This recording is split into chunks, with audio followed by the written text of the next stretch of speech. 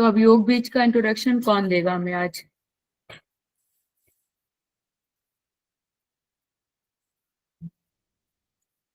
Hand raise करिए।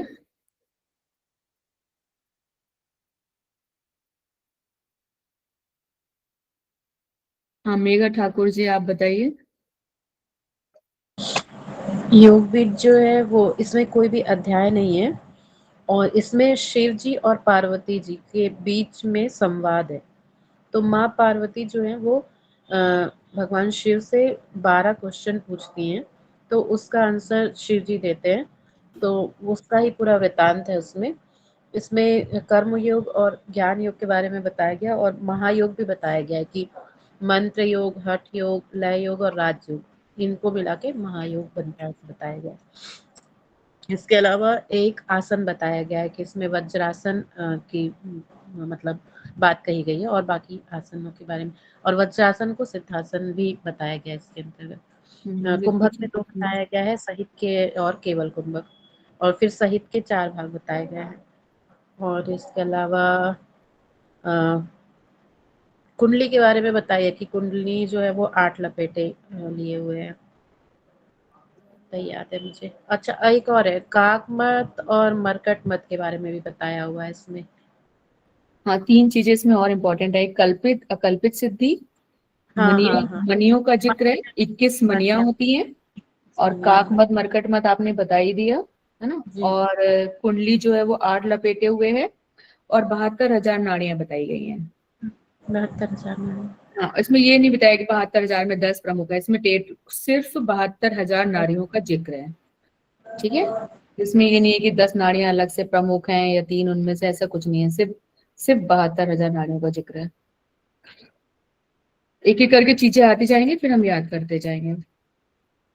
और कोई बताएगा जिसको इंट्रोडक्शन बताना हो कि पूरा क्या क्या है?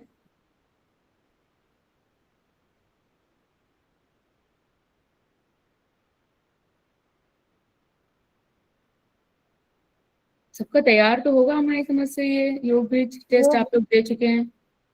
योग बीज जो है हाँ। वो, उसमें मेन रूप से 12 क्वेश्चन है। एक बार बता देती हूँ क्या क्या क्वेश्चन है। सबसे पहले मुक्ति का उपाय क्या है, दूसरा आत्मा जीव भाव को कैसे प्राप्त करती है, तीसरा योग की उपादेयता बताइए, चौथा अज्ञान की निवृत्ति का बताया, पांचवा ज्ञानी को मुक्ति क्यों नहीं मिलती, और छठा है योगी का व्यवहार कैसा होता है, कैसे परम पद को प्राप्त करता है, सातवां है ज्ञानी जनों की गति क्या होती है, आठवां ज्ञानी को अनेक जन्म और योगी को एक जन्म में मुक्ति कैसे मिलती है, 9वें से फिर योग के क्वेश्चन है कि योग क्या है, 10 में है योग के प्रकार, 11 में काकमत और मटकटमत, 12 में है सिद्धियां क्या है।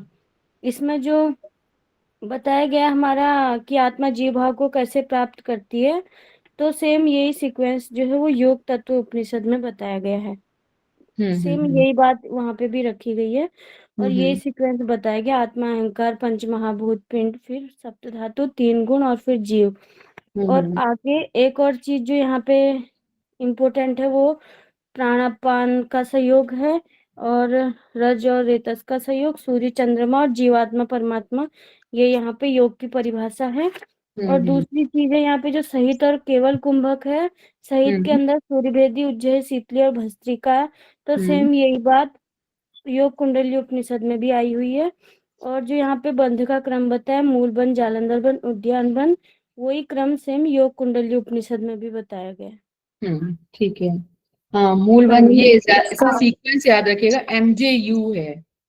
मूल वन, जालंधर बन और उद्यान बन, और MJU। इसके अंदर जो महायोग का सीक्वेंस बता रखा है वो सेम सीक्वेंस है शिव संहिता में। शिव संहिता में भी है शायद, और हर में शिव संहिता में नहीं है सेम। इसका और शिव संहिता का सेम है, सेम है, और हठ रत्नावली और योगराज उपनिषद का सेम है, और योग तत्व उनका सेम उपनिषद है, का अलग है। शिव संहिता का हाँ, सेम है इसका मैम शिव इसके संहिता साथ। के साथ सेम है, और राजयोग का हठ रत्नावली के साथ सेम है जी, मैडम एक और योग क्वेश्चन तत्व है। का अलग है। और इसमें और एक चीज और इम्पोर्टेंट है, इसमें और हठ रत्नावली में, दोनों में इन योग को महायोग के अंतर्गत रखा गया है। जी। और शिव संहिता में और बाकी जगह महायोग का वर्णन नहीं है, इन दोनों में महायोग का वर्णन बताया गया है कि ये महायोग के अंतर्गत आते हैं। ठीक है, हाँ, और तो भी जगह आप 4 प्रकार के योग बताए हैं बस। हाँ, वहां पे 4 प्रकार के योग बताए, हम्म। बिल्कुल सही कह रहे हैं आप आरजू जी। और यहाँ पे महायोग है, तो ये भी याद है क्योंकि महायोग करके भी क्वेश्चन पूछ लेते हैं कि इसका जिक्र किस उसमें किया गया है, किस ग्रंथ में किया गया है। ठीक है, तो 2 ग्रंथ है हमारे, योग बीज और हठ रत्नावली। तो चलिए पहला क्वेश्चन हम लोग करते हैं, धीरे धीरे क्वेश्चन आते जाएंगे, उसी हिसाब से हम लोग रिवाइज करेंगे। मैम एक पूछना था कि जैसे ये 12 क्वेश्चन है तो इससे सीक्वेंस में पूछा जाएगा कि कौन सा क्वेश्चन पहले है करके। थोड़ा सा आइडिया रख लीजिए। वैसे इसमें जो ज्यादा इंपॉर्टेंट है वो 9 से है, 9 से लेके 12 तक ज्यादा इंपॉर्टेंट है। और एक पहला क्वेश्चन कि मोक्ष मुक्ति के उपाय क्या है, तो नाथ मार्ग सिद्धि मार्ग। तो जो जो चीज ज्यादा इंपॉर्टेंट होगी हम टिक करवाते जाएंगे। सीक्वेंस एक बार आप अपने उसके लिए देख लीजिएगा, अभी हम एक बार रिवाइज भी करा देंगे सीक्वेंस। मतलब इसको बहुत आपको रटने की जरूरत नहीं है, एक बार देख लेंगे तो समझ जाएंगे। और बाकी 9 से लेके 12 तक जो है, जो क्वेश्चन है ये ज्यादा इंपॉर्टेंट है। ठीक है, तो एक बार सीक्वेंस हम लोग कर लेंगे, इसमें कोई बड़ी चीज नहीं है। एक एक आगे आगे का पॉइंट कर लेंगे तो सबको याद हो जाएगा। चलिए पहला क्वेश्चन बताइए। इसका आंसर पहला होगा, आसन 1 है। और डी वाला जो है सहित कुंभक, तो सहित कुंभक में 4 आएगा, तो ऑप्शन होगा। थर्ड वाला फर्स्ट वाला निकलेगा। और खड़क किससे कहा गया है? ज्ञान को। खड़क ज्ञान को, हाँ, और ई का फर्स्ट पराक्रम। पराक्रम योग को। ये याद रखिएगा कि खड़ग ऐसे करके ना, अगर सिंगल क्वेश्चन पूछ लिया तो ध्यान में रहना चाहिए। बाकी तो ये आसान था, आसान और संयुक्त कुंभक। खड़ग और पराक्रम में कंफ्यूज हो सकते हैं, तो खड़ग ज्ञान को कहा गया है, पराक्रम योग को। कि अगर हमारे पास ज्ञान की तलवार तो है, लेकिन अगर उसका चलाने का हमारे पास पराक्रम नहीं है, योग के द्वारा जो हमें पराक्रम मिलता है अगर वो नहीं है, तो उस खड़ग का हम कुछ नहीं कर पाएंगे। तो एक दूसरे के ज्ञान, यहाँ पे बेसिकली इन्होंने यही चर्चा करी है कि ज्ञान और योग जो है एक दूसरे के पूरक है। योग को तलवार से पढ़। योग बीज के अनुसार योग क्या है?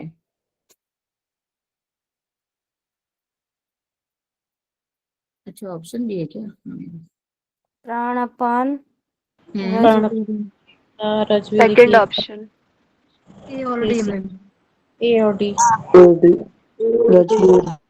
प्राण अपान और रजवीर, और 2 और हैं, वो भी बता दीजिए। सूर्य जीवात्मा, चंद्र और परमात्मा और सूर्य चंद्रमा। ठीक है, ये ना अपान प्राण, सूर्य चंद्र, जीवात्मा, परमात्मा और रजरेतस। रजरेतस, ये 4 हैं। इनका ही सबका एक होना यानी संयोग ही योग है। इस तरह सभी द्वंद्वों के समूह का होना ही योग है। तो इसमें ये वाला आप लोग को, ये श्लोक है ना, ये इस तरीके से पूछ सकते हैं, ये द्वंद्व जालस्य संयोगो योग उच्यते। तो ऐसे क्वेश्चन पूछा जा सकता है कि द्वंद्व जालस संयोगो जो है वो किसके लिए यूज किया गया है, ये श्लोक। तो ये जो है योग के लिए यूज किया गया है। ज्ञान दे सकते हैं आपको, योग दे सकते हैं, तो ये वाला आप याद कर लीजिए, इसको अंडर कर लाइन कर लीजिए, द्वंद्व जालस्य संयोग योग उच्यते। मैम ये सेम परिभाषा योग सीखो उपनिषद में भी है। किसमें? योग सीखो उपनिषद में। सिखो उपनिषद, सिखो उपनिषद हाँ सब जी। करा रहे हैं इस बार? नहीं करा नहीं रहे मैम, अभी जो फर्स्ट यूनिट है ना उसमें करवाया था सर ने। अच्छा, उसमें थोड़ा सा पार्ट आया होगा ना। योग का हाँ जी, परिभाषा, योग की हाँ, अब परिभाषा। सिखो उपनिषद से पूछने लगे हैं। हाँ, ये हो सकता है सर कराएं इस बार। योग ग्रंथ में कितने बंध की चर्चा की गई है? ये तो आसान है। MJU 3 बंध। इसका सीक्वेंस बताइए। 3 बंध। मूलवन, जालंधर और उद्यान बंद। हाँ, ये ध्यान रखिएगा, मूलवन, जालंधर वन और उद्यान बंद। इसमें सीक्वेंस गलत दिया हुआ है, मूलवन के बाद जालंधर आएगा। योग बीज में भगवान शिव ने मोक्ष मार्ग किसे कहा है? नाथ मार्ग, सिद्ध मार्ग। नाथ मार्ग को। अगर ये क्वेश्चन अभी नहीं आता है हमारे पास सीक्वेंस वाला, तो एक बार हम बीच में रोक के सीक्वेंस कर लेंगे, तो किसी को अलग से करने की जरूरत नहीं पड़ेगी। निम्न में से गोरक्षनाथ द्वारा रचित ग्रंथ है? सिद्धांत पद्धति और सिद्ध योग सिद्धांत और योग बीज। बीज और भी एक है, और गोरख संहिता। गोरख संहिता। हाँ गोरख संहिता।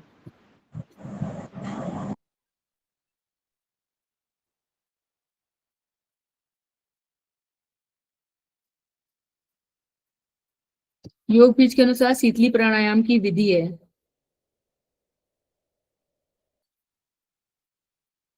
सेकंड, एक मिनट,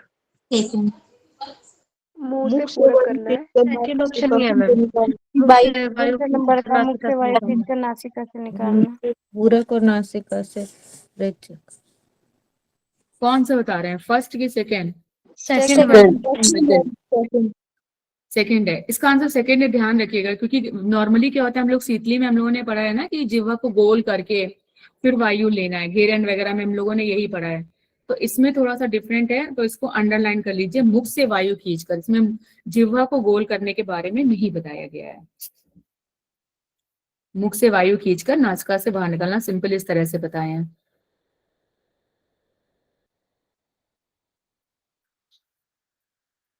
योग बीज के अनुसार सृष्टि निर्माण के क्रम में सबसे पहला तत्व कौन सा है, उत्पन्न हुआ? अहंकार। अहंकार। अहंकार मैम। इसका सीक्वेंस बताया गया है ना फर्स्ट क्वेश्चन में ही, वो बताइए। ये सीक्वेंस पूछा जाता है, ये उसमें भी है। इसका योग तत्व में बताया था अभी, शायद नेहा जी किसने बताया था? जी जी। तो एकदम सही बताया था आपने कि योग तत्व में भी इसका है। तो सीक्वेंस बताइए इसका कोई। मेघा जी बताइए आप। अच्छा आप तो बता चुके हो ना शायद, आपने तो मैं ही बताया। बता देती हूँ। बता आपने तो दूं? बताया ही है ऑलरेडी, कोई और बताए सीक्वेंस? मैं बताऊं मैं?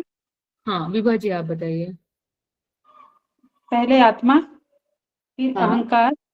हाँ जी। आत्मा के बाद अहंकार, अहंकार हम्म के पास पंचमहाभूत पिंड, हम्म फिर सप्त धातु, हम्म 3 गुण हम्म और जीव। ये सीक्वेंस याद रखिएगा, इसके क्वेश्चन आते हैं हमेशा, एक क्वेश्चन आ जाता है कहीं ना कहीं से। और योग तत्व में भी ऐसे ही है, अहंकार, पंचमहाभूत, धातु और गुणात्मक पिंड। वहां पे ये 3 गुण की जगह गुणात्मक पिंड बोला गया है। अहंकार, पंचमहाभूत, धातु, गुणात्मक पिंड। बोलिए, कोई बोलिए इसको। दोनों को अलग अलग बताइए, कोई एक लोग। क्या दोनों को एक अलग बताओ? कुछ नहीं है, उसमें भी अहंकार है, इसमें भी अहंकार है, उसमें भी पंच महाभूत पिंड है, इसमें भी पंच महाभूत पिंड है। इसमें सप्त धातु बोला गया, इसमें धातु बोला गया, इसमें 3 गुण बोला गया, इसमें गुणात्मक पिंड बोला गया। बस इतना डिफरेंस है।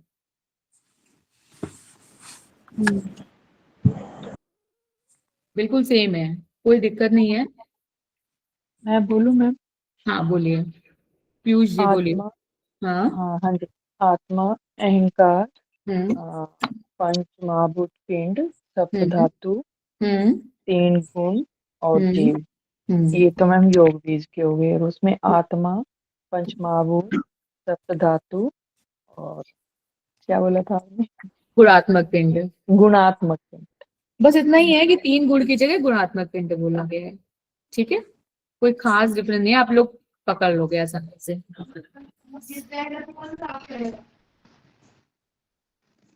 योग बीज, अच्छा ये तो क्वेश्चन हो गया।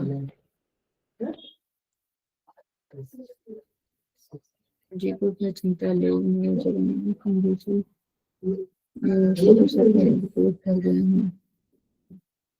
योग बीज के मुताबिक निम्न में से कौन सा कथन सत्य है? योग ज्ञान दोनों मिलकर मुक्ति दे सकते हैं। थर्ड वाला, योग ज्ञान दोनों मिलकर ही मुक्ति दे सकते हैं। एकदम सही है। मतलब यही बात पहले करी गई है, इसमें सारे क्वेश्चंस में यही है कि योग और ज्ञान जो है वो एक दूसरे के पूरक हैं। सिर्फ योग ही मुक्ति देने में समर्थ है, गलत है। सिर्फ ज्ञान ही मुक्ति देने में सक्षम है, गलत है। काक मत और मरकट मत से मुक्ति मिल जाएगी, ये भी गलत है। और ये दूसरे सवाल में है। हम लोग अभी के पहले वो कर लें, क्वेश्चन आ नहीं रहे, सीक्वेंस कर लें कि अभी पहले क्वेश्चन कर लें थोड़े से और।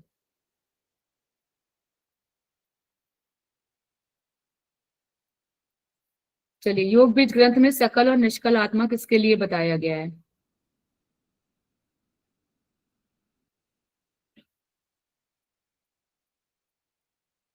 और ये किस क्वेश्चन में बताया गया है, ये भी बताइए, पूछा गया है। सकल और निष्कल की चर्चा किस क्वेश्चन में है और किसके लिए कहा गया है? थर्ड क्वेश्चन में है मैम इसकी चर्चा। इसकी चर्चा थर्ड क्वेश्चन में नहीं है। कौन बोला है ये?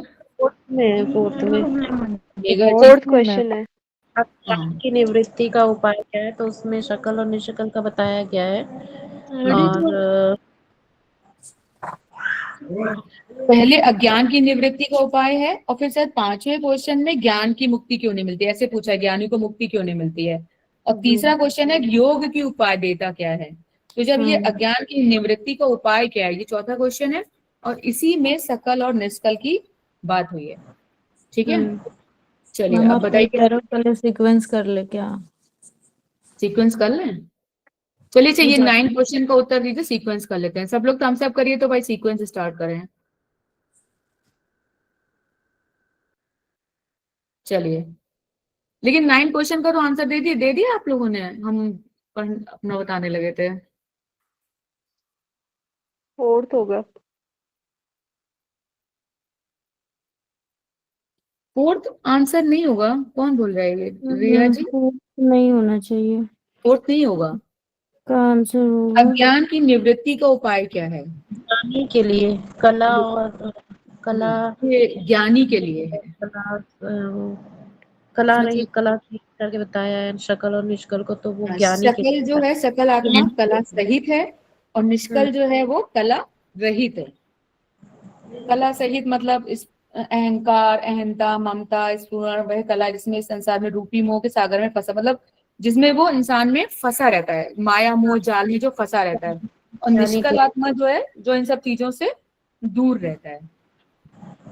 तो इसका थर्ड ऑप्शन नहीं होगा क्या? थर्ड ही लग रहा है मैम इसका आंसर। ज्ञानी तो वो संपूर्ण हो गया ना, जो योग भी है और ज्ञानी भी है, तो उसका तो प्रॉपर वो पूरा हो गया ना, उसको मोक्ष मिल गया ना, क्योंकि दोनों चीजें इसमें आ गई। यहाँ पे सिर्फ अभी ये बात हो रही है कि अज्ञान की निवृत्ति का उपाय क्या है, तो उसका जिक्र किया गया है, सकल आत्मा और निष्कल आत्मा। ठीक है, तो ये वर्ड इसमें यूज किया गया ज्ञानी के लिए फोर्थ क्वेश्चन में। चलिए हम लोग सीक्वेंस करते हैं। सीक्वेंस इसमें दिया नहीं है, शेयर नहीं हो पाएगा। आप लोगों के पास अपना अपना हो तो खोल लीजिए। अगर सीक्वेंस हो तो, सीक्वेंस है नहीं इसमें शायद। इसमें नहीं है मैम, सर के पीडीएफ में नहीं थे सीक्वेंस क्वेश्चंस में। अच्छा, तो ऐसा करें हम लोग अपने से कर लें, चाहिए क्या? जी मैम। याद तो है ही आप लोगों को, बस एक बार करना है। सबसे पहला क्या है, कौन बताएगा? ऐसे याद करते हैं। मैम मोक्ष का उपाय क्या है? सबसे पहला है मोक्ष का उपाय क्या है। ठीक है, फिर दूसरा क्या है? आत्मा जीव भाव आत्मा जीव भाव को कैसे आत्मा प्राप्त जीव करता भाव है? में कैसे आया? कैसे प्राप्त करता है, आत्मा जीव भाव को कैसे प्राप्त करता है। फिर तीसरा क्या है, जब आत्मा आपके क्वेश्चन आ गया कि योग की उपादेयता क्या है? हाँ, योग की उपादेयता क्या है। उसके बाद अब योग की उपादेयता पता चल गई कि पूछ रही है माता पार्वती शिव जी से कि योग, आखिर योग क्यों जरूरी है। फिर उन्होंने, शिव जी ने बताया। फिर उसके बाद अब आ गया चौथा क्वेश्चन, अज्ञान अज्ञान की निवृत्ति का उपाय क्या है? हाँ, उसी में ये सकल और निष्कल आत्मा के बारे में आ गया। ठीक है, फिर पांचवा, मैम लेकिन ये चीज तो है ना पुरानी पीडीएफ में थी, अब की बार है ना चेंज था इनमें। फोर्थ क्वेश्चन जो था ना वो थर्ड के अंदर ही आता है, फिर फोर्थ क्वेश्चन आएगा ज्ञानी को मुक्ति क्यों नहीं मिलती है। अच्छा ऐसा है क्या, सर ने चेंज किया है जी क्या मैम, पीडीएफ? अब की बार चेंज है मैम, तो सकल और निष्कल वाला मैम थर्ड के अंदर ही आता है। नहीं पीडीएफ ज्ञानी को मुक्ति क्यों नहीं प्राप्त होती, वो पांचवा क्वेश्चन है। तो नया पीडीएफ के हिसाब से तो फिर बताइए फिर आप लोग, हमने तो यही पढ़ा है। हमको भी यही याद है। इसमें दो चीज मुझे नहीं, एक चीज मुझे और नहीं लगी इसमें, जो वो सिद्धि प्राप्त के जो फल है ना, प्राणायाम सिद्धि प्राप्त के फल, उसके भी सीक्वेंस चेंज हैं जो हमने याद हाँ किए उसमें थे। भी चेंज थे मैम। जी मैम, उसमें भी चेंज थे।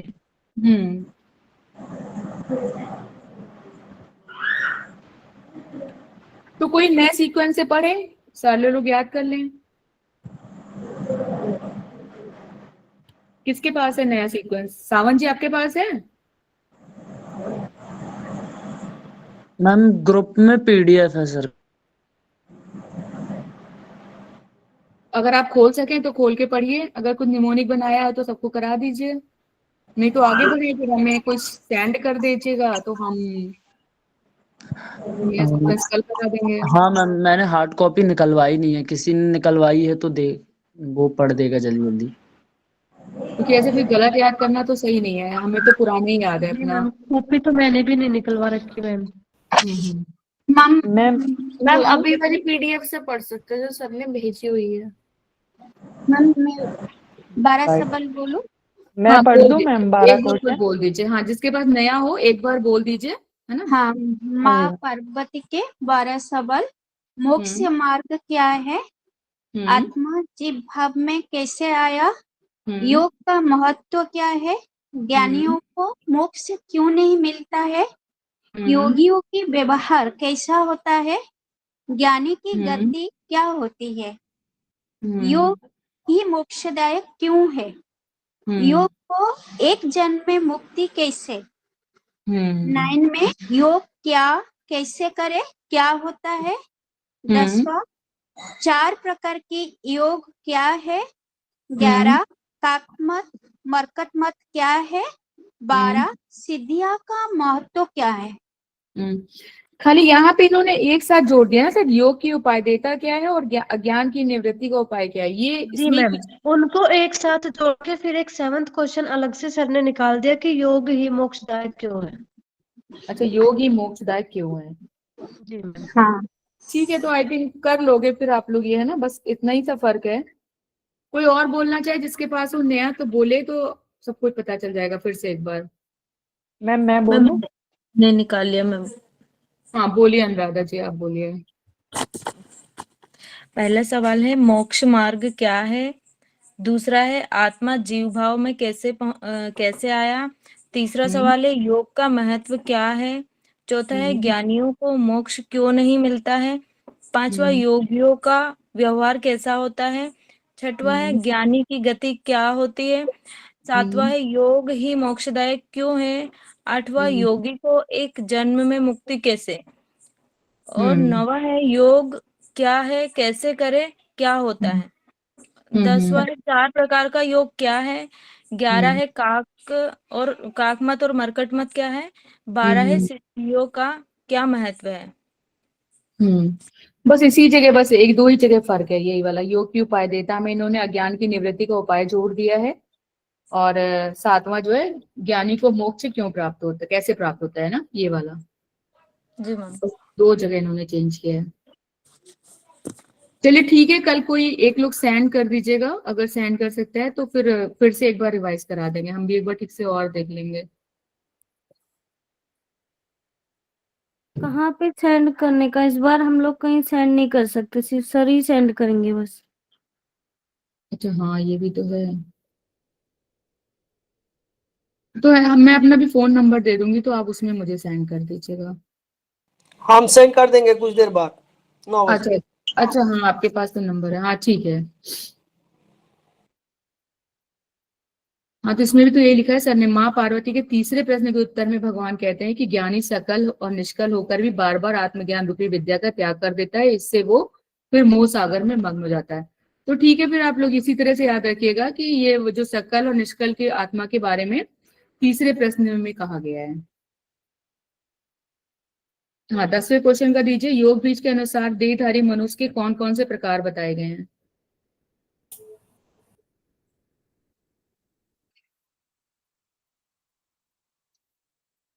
हाँ, अपक्व परिपक्व। अपक्व और परिपक्व। और ये चौथे प्रश्न में सर के हिसाब से अपक्व परिपक्व, ये चौथे क्वेश्चन में है।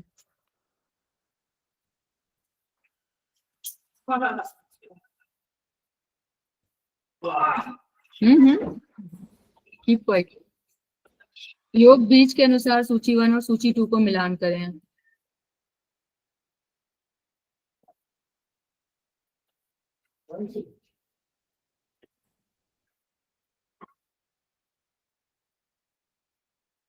मेरी आवाज आ रही है ना सबको?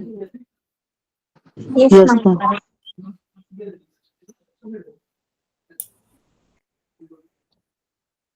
मैम परिपक्व का है अहंकार नष्ट हो जाता है तो बी का फर्स्ट ए में है, बी का फर्स्ट थर्ड ऑप्शन।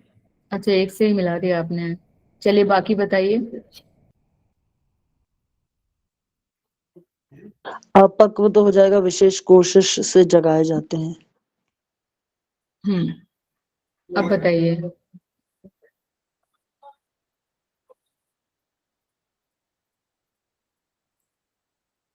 अपक्व का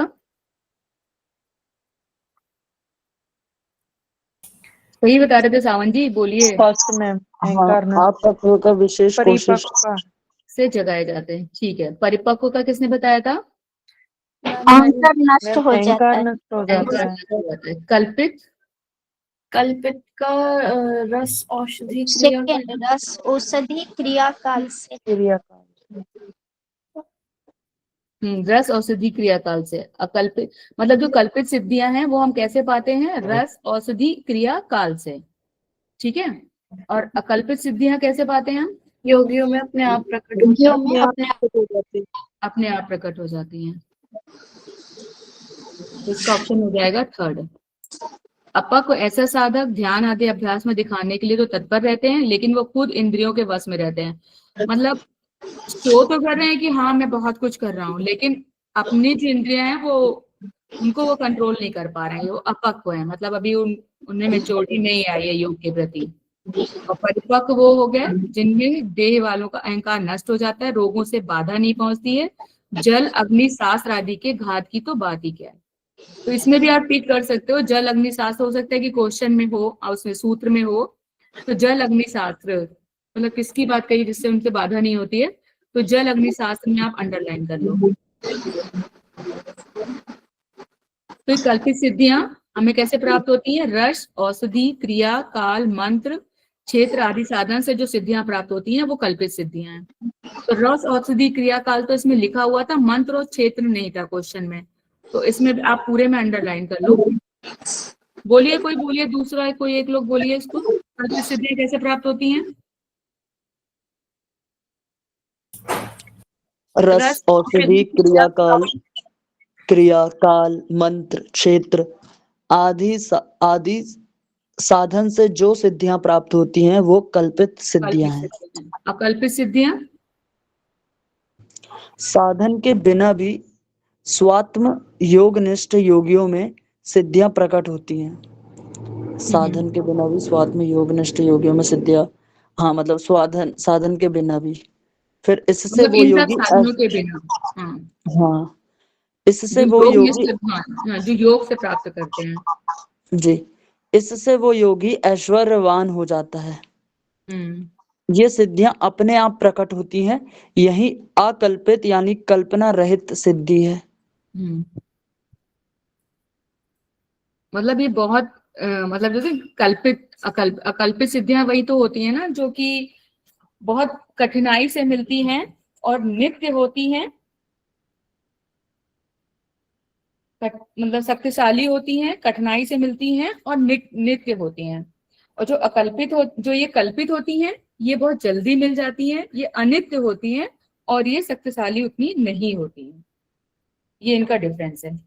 कल्पित जो है बहुत जल्दी मिल जाती हैं, ऐसे क्वेश्चन इसका बनता है कि कल्पित जल्दी मिल जाती हैं और कल्पित जो है बहुत देर से मिलती हैं, और कल्पित जो है वो अनित्य है, अकल्पित जो है वो नित्य है। योग बीज के अनुसार अपा को शरीर वालों के लिए कहा गया है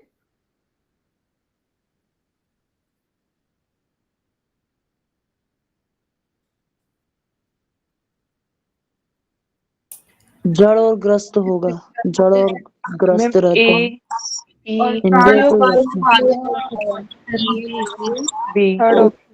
सी तो कट जाएगा, तो सेकंड और फोर्थ कट गया मैम, ए बी ई होगा थर्ड ऑप्शन। हाँ, अपा को शरीर वालों के लिए कहा गया है कि जड़ और ग्रस्त रहता है, ठीक है, और इंद्रियों के वश में रहते हैं। मतलब वही जो परिपक्व नहीं है, जो योग के लिए अभी मैच्योर नहीं हुए, सिर्फ शो कर रहे हैं अपने आप को, तो वो इंद्रियों के वश में रहेंगे और प्राण अपान में बाधा रहती है। ये इसका 3 हो जाएगा। चलिए पढ़िए कोई एक लोग इसको पूरा, तो और अच्छे से क्लियर हो जाएगा। कौन पढ़ेगा? भगवान चलिए पढ़िए प्रांजय जी पढ़िए, शुरू कर दिया आपने। हाँ जी, भगवान शिव ने अपक्व शरीर के बारे में कहा कि ऐसा शरीर जो योग से हानि है यानी रहित है। नहीं, योग से हीन है, मतलब हीन मतलब जिसमें योग नहीं हाँ, है। हीन है यानी रहित है, वो अपक्व है यानी कच्चा है। अपक्व का शरीर जड़ और ग्रस्त रहता है, वो शरीर से दुख पाता है। ऐसा साधक ध्यान आदि अभ्यास में दिखाने के लिए तो तत्पर रहते हैं, लेकिन वो खुद इंद्रियों के बस में रहते हैं। विशेष कोशिश से वे दूसरे के द्वारा जगाए जाते हैं। प्राण अपान में बाधा रहती है, चित्त व्याकुल रहता है। एक सिंपल सी भाषा में अगर कहेंगे कि जिम जा रहे हैं लेकिन वहां कुछ कर नहीं रहे हैं और बातें कर रहे हैं। जी हाँ। बस तो योग में वही है कि योग नहीं कर रहे हैं, बस शो कर रहे हैं कि हाँ मैं कर रहा हूँ। योग बीज के अनुसार परिपक्व शरीर वालों के लिए कहा गया है शोक रहित हो सकता है ये ए। अहंकार नष्ट हो अहंकार नष्ट हो जाता है। शम दम आदि उत्पन्न हो जाता है। बी तो बिल्कुल नहीं होगा, तो ये तीनों ही ऑप्शन कट गए।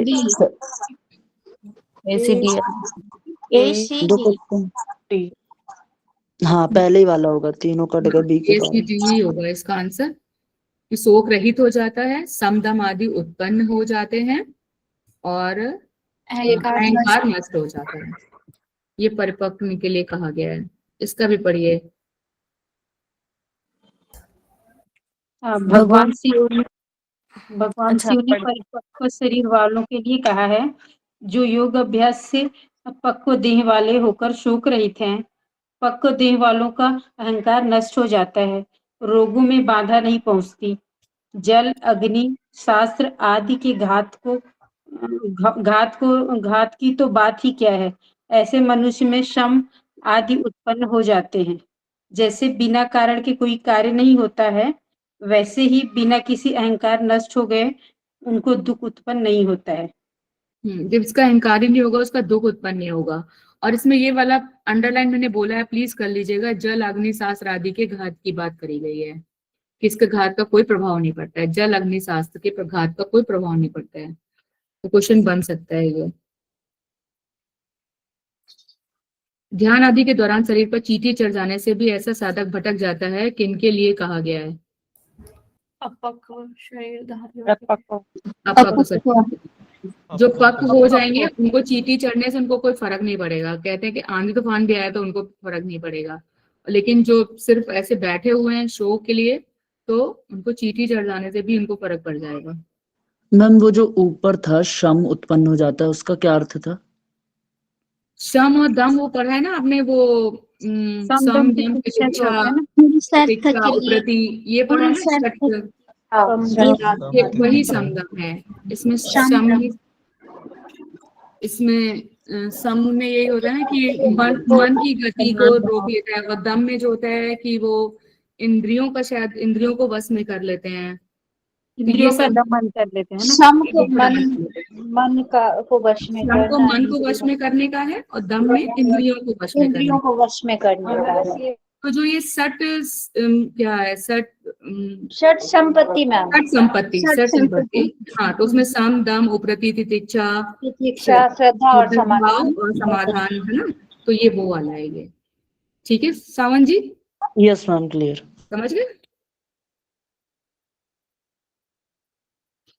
ध्यान आदि के दौरान शरीर पर अच्छा ये तो हो गया। मैम एक लाइन में सम का ये बोल सकते हैं क्या कि जैसे अगर दुख हुआ भी है तो उसमें भी सम मानना, उसमें दुख फील करना ना उसमें सुख फील करना, मतलब मिडिल जो अपने समझने के लिए आप बोल सकते हैं, लेकिन जो उसका एग्जैक्ट मीनिंग है वो मन से रिलेटेड है। अपने मन को करना, मन को वश में करना। मन को वश में करना मतलब उससे भी ऊपर वाली चीज हो गई। आप एक जनरल बात कर रही हैं, वो उससे भी ऊपर की बात हो गई, है ना।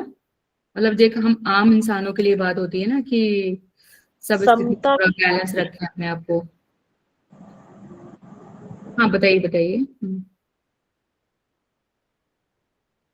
वही कह रहे हैं कि समता की स्थिति किसी भी मतलब किसी भी स्थिति में समभाव बने रहना, वही समय। ये शायद आप देखेगा शायद ये उपरति में ये बात कही गई है।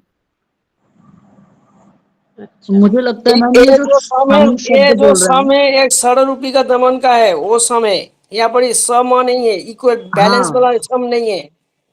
बैलेंस वाला में स समता और रहता है और इसमें समय। स है, दीर्घ सर है। हाँ, शाह सलजम वाला सही है, हाँ बिल्कुल सही है। लेकिन ये शम का इसे यहाँ से मन से ही है, सठ संपत्ति वाले से। लेकिन जो आप कह रहे हो ना, सब कठिन परिस्थितियों में भी बैलेंस बना के रखना, वो आता है उपरति के अंतर्गत। उपरति है। ठीक है। जी। योग बीज के अनुसार आत्मा की जीव रूप में आने के दौरान का सही क्रम क्या है? ये हो चुका है, आप लोग अच्छे से कर चुके हो, आराम से कर लोगे। अहंकार, पंच महाभूत, धातु, 3 गुण, जीव। Fourth option. आत्मा का भी ध्यान रखिएगा, बाई चांस अगर आत्मा और अहंकार दे दिया तो कंफ्यूज मत हो जाएगा, आत्मा पहले आएगा। और ये एनटीए करता है इस तरह की चीजें। ये अहंकार सब बच्चों को याद है और आत्मा भी दे दिया उसने। तो आत्मा से याद रखिए, आत्मा, अहंकार, पंच महाभूत, पिंड, सप्त धातु, 3 गुण और जीव। बाकी तो बना ले जाएंगे, बस आत्मा का ध्यान रखिएगा। योग बीज के मुताबिक अपने कर्म फल के हिसाब से अगला जन्म लेता है काक मत वाली। ज्ञानियों की शादी। ज्ञानियों का होगा।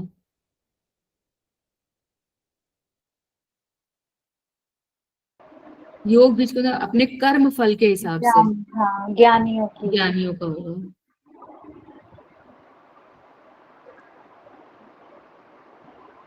भगवान शिव ज्ञानियों की गति के बारे में बताते हुए कहते हैं कि ज्ञानी अपने कर्म फल के भोग के लिए फिर से जन्म लेता है।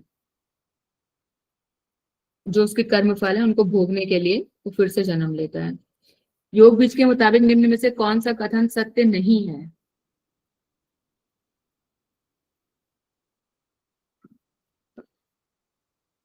ये भी मैंने बताया था, ये आप लोग कर लोगे। कल्पित सिद्धियां नित्य होती हैं। अनित्य होती, हाँ, तीसरा वाला। कल्पित सिद्धियां तो नित्य होती है। हाँ, कल्पित सिद्धियां नित्य होती हैं, ये गलत है। कल्पित सिद्धियां क्या होती हैं बताइए? अनित्य होती है। नित्य होती हैं। और क्या होता है? अपने आप प्रकट होती हैं। नहीं, कल्पित सिद्धियां अनित्य होती हैं, जल्दी मिलती हैं और मैम वो अकल्पित का बता रहा था मैं तो। अच्छा अच्छा, नहीं कल्पित का बताइए पहले। हाँ, कल्पित औषधि, तप और क्या था, योग, इन सब से मिलती हमें। योग नहीं होगा उसमें। हाँ, मतलब इस टाइप की चीजें थी, मेरे को अच्छे से याद नहीं है शब्द। औषधि का ये तो याद है। रस, औषधि, क्रिया, काल, क्षेत्र, मंत्र, क्षेत्र, ये था ना, रस, औषधि, क्रिया, काल, क्षेत्र, मंत्र भी है। नश्वर होती हैं। हाँ, ये अनित्य होती हैं, नश्वर भी कह सकते हो आप, जल्दी मिल जाती हैं और कम शक्तिशाली होती हैं। और इसी का उल्टा होता है अकल्पित सिद्धि। बताइए। वो अपने आप प्रकट हो जाती हैं और कल्पना रहित होती हैं। नित्य होती और वो नित्य नित्य होंगी। नित्य नित्य होंगी, देर से मिलेंगी, मतलब बहुत मेहनत के बाद मिलेंगी। अकल्पित, ये कल्पना से रहित है, मतलब भाई जो इतनी आसानी से मिल जाएगी तो वो कल्पित होगी ना। जो अकल्पित है यानी कि कल्पना से रहित है, तो उसमें बहुत मेहनत करनी पड़ेगी। इस तरह से दिमाग में रखिए, है ना। तो वो शक्तिशाली है, देर से मिलती है और वो नित्य है। मेहनत तो लग रही है लेकिन एक बार मिल गया तो फिर वो आपके पास रहेंगी। ठीक है, क्लियर सबको? यस अगर कंफ्यूजन हो तो फिर से एक बार बोल लीजिए। कल्पित अकल्पित का क्वेश्चन आता है। क्लियर है मैम। ठीक है, चलिए। कल्पित वाली श्रेष्ठ है। नहीं, कल्पित वाली श्रेष्ठ अकल्पित अकल्पित। अकल्पित वाली अकल्पित आ वाली से याद रखिएगा, आ से याद रखिएगा। से आ। अकल्पित लग गया ना, आ मतलब कल्पना से रहित, जो कल्पना में भी नहीं कर पाते हैं, इतनी हमें शक्तियां मिल जाएंगी।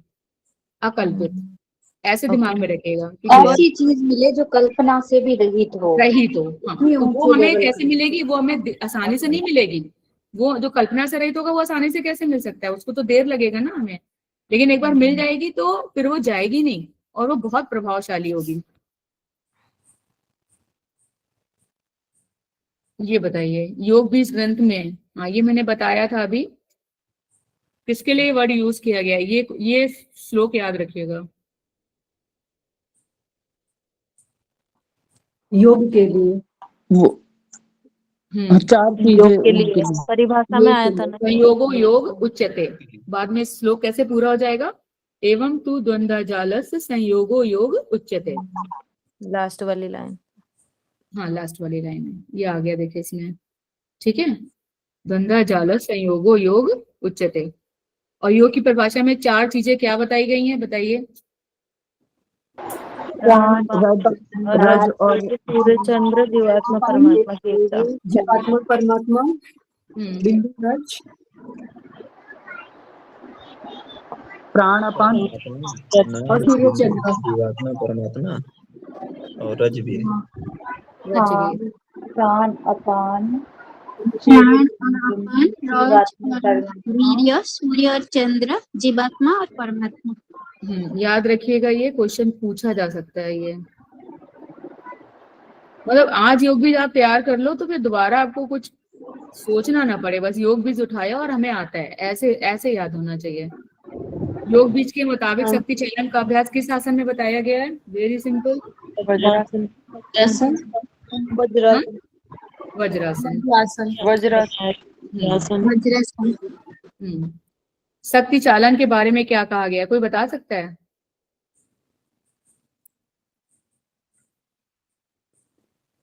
अच्छा, एक आधा आधा पूछते हैं तोड़ के। कितने दिन की बात करी गई है वज्रासन में स्थित होने के लिए? आधे मास 6 महीने। आधे मास 6 महीने? आधे 15 दिन। 15 दिन। 15 दिन, सॉरी। आधे मास 15 दिन। और ये कहाँ पे तप्त होकर मुख में प्रवेश करती है? किसके मुख में प्रवेश करती है? सुषुम्ना के। सुषुम्ना के मुख में। और इसमें कुंडलिनी को और भी कुछ कहा गया है, इसका वर्ड क्या यूज किया गया है? विष्णु ग्रंथ। मोहिनी को त्रैलोक मोहिनी भी कहा गया है। जो सबसे पहले ब्रह्मा ग्रंथि का भेदन करती है, फिर विष्णु ग्रंथि का, फिर रुद्र ग्रंथि का। सीक्वेंस में है रुद्र ग्रंथि। हाँ, ब्रह्मा विष्णु महेश, इस तरीके से याद रख लीजिए। इसमें कोई सीक्वेंस अलग नहीं है, जो हम लोगों ने उसमें पढ़ा है ना कल। अभी मैंने किसमें पढ़ा था कि पहले ब्रह्मा ग्रंथि, फिर विष्णु, फिर रुद्र। योग तत्व में ध्यान बिंदु में पढ़ा था। ध्यान बिंदु में, योग तत्व में तो पढ़ा था नहीं? दीपिका में पढ़ा था ना शायद। हाँ, उसमें भी हट प्रदीपिका में भी है। हाँ, तीनों ग्रंथियों का भेदन। तो ये ब्रह्म ग्रंथि विष्णु ग्रंथि सीक्वेंस में, इसमें कुछ दिक्कत नहीं है। इसको त्रैलोक मोहिनी करके वर्ड इसका यूज किया गया कुंडलिनी के लिए, और 15 दिन में वज्रासन में स्थित होने की बात कही गई है। इतना याद रखिएगा, ठीक है। बाकी जो भी आगे आएगा हम और इसके बारे में बताएंगे। ये इसका क्वेश्चन क्लियर कर देंगे, ये वाला भी आता जाएगा आगे। योग बीच में त्रैलोक मोहिनी शब्द किसके लिए इस्तेमाल किया गया? देखिए आगे, शक्ति चालन के लिए। शक्ति चालन की। कि भैया त्रिलोक मोहिनी शक्ति चालन तो क्रिया है, के लिए यूज किया गया। कुंडलिनी एक बार ऊपर का पढ़ लेते हैं। पढ़ना चाह रहे हैं? कौन पढ़ेगा बताइए, पढ़िए। मैं पढ़ता हूँ। पढ़िए सामने। शक्ति चालन के बारे में कहा गया है, आधे मास तक वज्रासन में स्थित होकर अभ्यास से अग्नि प्रज्वलित होती है, फिर तप्त होकर त्रैलोक्य मोहिनी कुंडलिनी वज्रदंड सुषुम्ना के मुख में प्रवेश करती है। मतलब त्रैलोक्य मोहिनी कुंडलिनी वज्रदंड, कुंडलिनी को त्रैलोक हाँ मोहिनी कहा गया है। त्रैलोक मोहिनी को, हाँ त्रैलोक त्रैलोक मोहिनी क्यों मोहिनी कहा गया है? क्योंकि कुंडलिनी। ये ब्रह्मा विष्णु रुद्र तीनों का भेदन कर रही है। ठीक है, हाँ के मुख में प्रवेश करती है। इस दौरान वो वायु और वहनी के साथ मिलकर, वहनी ये अग्नि हो गया है ना, वायु और अग्नि के साथ वायु मिलकर, वहनी अग्नि, हाँ हाँ वायु और अग्नि के साथ मिलकर ब्रह्म ग्रंथि का भेदन करती है, फिर विष्णु ग्रंथि का, फिर रुद्र ग्रंथि का। ठीक है मैम। ठीक है, तो वापस ये याद रखना, त्रैलोक मोहिनी जो है ये कुंडलिनी के लिए वर्ड यूज किया गया है। देखिए ये भी क्वेश्चन आ गया। योग बीज में शक्ति चालन मुद्रा के अभ्यास के लिए कितने दिनों तक करने का निर्देश दिया गया है? 15 दिन। 15 दिन। शक्ति चालन मुद्रा में त्रिलोक मोहिनी कुंडलिनी का जिक्र है, 15 दिन के लिए वज्रासन में बैठने का जिक्र है, ऐसे याद रखिए। ठीक है, शक्ति चालन मुद्रा है, उसके अंदर ये क्रिया हो रही है कि 15 दिन आप वज्रासन में बैठ रहे हैं, और त्रिलोक मोहिनी जो कुंडलिनी है वो वायु और अग्नि से तप्त होकर ब्रह्मा विष्णु और रुद्र ग्रंथि का भेदन कर रही है। क्लियर? क्लियर। जितना सरल भाषा में कर लेंगे ना आसानी से याद हो जाएगा, उसमें कठिन लैंग्वेज याद करने की जरूरत ही नहीं है। योग बीज के मुताबिक संहित कुंभक के अंतर्गत नहीं आता है, ये याद रखिएगा हमेशा। हम लोग बहुत गड़बड़, शीतकारी, शीतकारी बहुत इजी है मैम। शीतकारी 4 कौन कौन से आते हैं इसका एक और बता दीजिए। 2 3 तो हैं, एक ही नहीं है।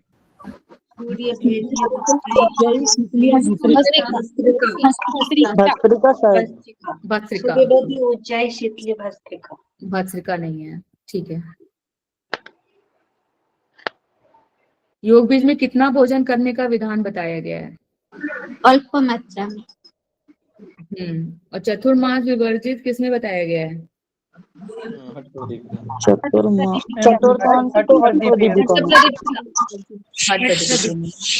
चतुर्थांश विवर्जित। योग बीज में किस अभ्यास में सिर जलोदर धातुगत दोष दूर होता है? शीतली,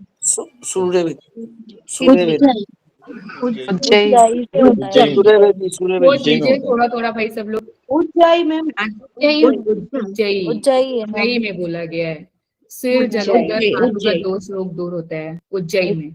ठीक है, अभी देखिए इसका होगा शायद। उज्जैन के लाभ में कहा गया है गले में कफ आदि जन्य विकार नष्ट होते हैं, शरीर में अग्नि बढ़ती है, सिर के रोग जलोदर और धातुगत दोष दूर होते हैं। योग बीज के मुताबिक किस अभ्यास से कुंडलिनी की वक्रता खत्म होती है? सूर्यभेदी। भस्त्रिका मैम। वक्रता, भस्त्रिका एक्टिविटी खत्म करना है उसकी। मतलब जो वो वक्रता, मतलब जो वो पड़ी हुई ना, सोई हुई पड़ी हुई है जो,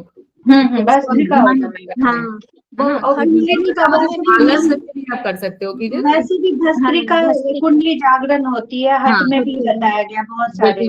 बिल्कुल सही, कुंडली जागरण के लिए भस्त्रिका ही ज्यादा है। कहीं कहीं पे एक दो जगह सूर्यभेदी के लिए भी कहा गया है। दीपिका में भी है मैम भस्त्रिका। भस्त्रिका में तीनों ग्रंथि का भी भेदन होता है। भस्त्रिका में तीनों ग्रंथि का भेदन होता है और ये कुंडली जागरण में सहायक होती है।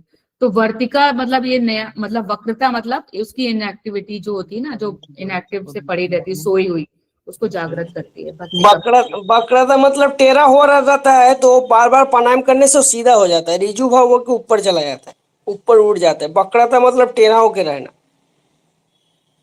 जो कुंडली इनएक्टिव मतलब टेढ़ा, मतलब यही तो हुआ ना अमित जी की, मतलब वो सोई हुई है, कुंडली में फेरे लगाए हुए, कुंडलिनी की तरह है ना, तो वही ऑलमोस्ट वही मतलब हुआ उसका कि वो कुंडलिनी जो है वो सोई हुई है, फेरे बनाए हुए, तो उसको जो है वो भस्त्रिका प्राणायाम से हम एक्टिव करके वो ऊपर की ओर उठती है। ठीक है अमित जी? थर्ड होगा, फर्स्ट वाला, फर्स्ट ऑप्शन थर्ड हो गया ना। सूर्यभेदी का कंठ पी का उज्जाई से शरीर में गर्मी होती है। का तो पित्त ज्वर नष्ट है। पित्त कंठ, उज्जाई से कंठ दोष होता है। First option. भस्त्रिका का क्या होगा?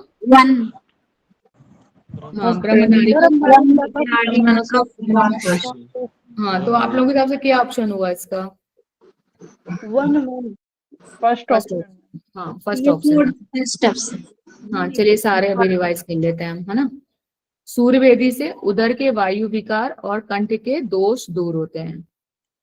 उज्जयी से गले के कफ आदि जन्य विकार नष्ट होते हैं, शरीर में अग्नि बढ़ती है, सिर के रोग जलोधर और धातुगत दोष दूर होते हैं। उज्जयी में ये जलोधर और धातुगत जरूर याद रखिएगा, ये थोड़ा सा कंफ्यूजिंग रहता है, ये कहीं कहीं पे और भी जगह है ना, तो ये उज्जयी के लिए इंपॉर्टेंट है यहाँ पे। शीतली पित्त एवं ज्वर नष्ट होते हैं, कॉमन है। भस्त्रिका वात पित्त श्लेष्म कफ दूर होते हैं, ये भी पता रहता है सबको। शरीर की अग्नि बढ़ती है, ये इंपॉर्टेंट है। कुंडली जागरण होता है, ये भी थोड़ा कॉमन है। कुंडली की वक्रता खत्म होती है। सुखद और शुभ है, और ब्रह्म नाड़ी के मुख पर द्वार कफ का नाश होता है, तीनों ग्रंथियों का भेदन होता है। तो ये वाली लाइन जो है ना इंपॉर्टेंट है, ब्रह्म नाड़ी के मुख द्वार का कफ नाश होता है और तीनों ग्रंथियों का भेदन आप लोगों को क्लियर है। इसमें किसी को कंफ्यूजन हो तो बताइए। मैम एक बार जलोदर रोग क्या होते हैं ये बताओ। जलोदर ये पेट से रिलेटेड है, ये रोग जलोदर। लीवर में जब प्रॉब्लम आता है, लीवर में जब प्रॉब्लम आ जाता है, पेट में पानी जम जाता है, उसको पानी से भर जाता है। जल युक्त उदर, जल युक्त उदर माने जल मतलब पानी, उदर मतलब पेट। ओके बिल्कुल बिल्कुल सही बता रहे हैं अमित जी। ओके, मतलब जल से होने वाली प्रॉब्लम पेट में जो जल के कारण हो जाती है वो। मैं भी बताई हूँ, मैं भी यही बताई। हाँ सरिता जी आपने भी सही बताया। इंग्लिश में असाइटिस बोलते हैं मैडम उसको। नहीं सर जी, इंग्लिश में असाइटिस बोलते हैं। एपाइटिस है। एपाइटिस। हाँ, yes yes ASCITIS। Ascites, ascites, ascites, ASITIS, ascites. हाँ ओके ओके। आप मार्गदर्शन करते रहते हैं रमेश जी, तो बड़ा अच्छा लगता है, कुछ नए शब्द इंग्लिश के भी याद हो जाते हैं डिसीज में। और थैंक यू। उसके जनरली कारण ये रहता है, जो अल्कोहल लेते हैं ना उनका लीवर जब खराब होता है तो उस टाइम होता है एसाइटिस। बाद में अगर पेट में ट्यूमर रहा या कैंसर रहा तो उसमें भी होता है। तो जो ये लेते हैं अल्कोहल लेते हैं तो वो फैटी लीवर भी तो हो जाता है, तो वो हाँ भी तो तो पहले हाँ दीदी, पहले फैटी लीवर होता है और उसके बाद फिर सिरोसिस ऑफ लीवर होता है। ओके। हाँ तो हमारे भाषा में ऐसा बोलते हैं कि वो लीवर खत्म होते होते रोता है, तो रोता है तो हाँ रोता है तो वो पानी जमा होता है पेट में, पानी जमा हो जाता है, इसलिए उसको जलोदर फिर बोलने लगे। हाँ उसको जलोदर। ओके, अब तो शायद कोई भी नहीं भूलेगा, रमेश जी ने इतना डिक्टेट कर दिया कि कोई नहीं भूलेगा। बहुत ही अच्छा बताया, बहुत कम शब्दों में सबने बहुत अच्छा बताया। रमेश जी डॉक्टर हैं, वो ऐसे साइंटिफिक नेम सब बताते रहते हैं, तो बहुत चीजें हमें इनसे याद हुई हैं। जी जी धन्यवाद दीदी। दोनों नासिका से वायु खींचकर दोनों पार्श्वों में भरना और फिर चंद्र नाड़ी से रेचक के अभ्यास के लिए किया गया है। उज्जयी उज्जयी उज्जयी उज्जयी के लिए।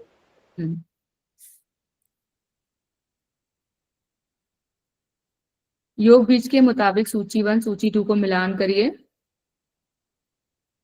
मूल बंध में वृद्धा भी तरुण हो जाता है। ग्रंथि तो भस्त्रिका में पढ़ा ना अभी, टीका 1। किसने बोला कि मूल वृद्ध में वृद्ध भी तरुण हो जाते हैं, ये किसने बोला है? मैम मैंने बोला प्राण अपन एक हो जाता है, मूल बंध में। हाँ प्राण अपन एक हो जाता है और वृद्ध भी का होगा, उद्यान बंध है, ये वृद्ध भी तरुण हो जाते हैं ना, ये उद्यान बंध का होगा, उद्यान बंध का होगा, वृद्ध भी तरुण हो जाता है, उद्यान बंध का। और जलंधर बंध अमृत समान, अमृत जो टपकती है वो, उसके बाद भस्त्रिका से ग्रंथि भेदन, ये अमृत स्वरूप होता है, मतलब ये अमृत को भी पचा लेता है, अमृत बनता है या पचा लेता है। जालंधर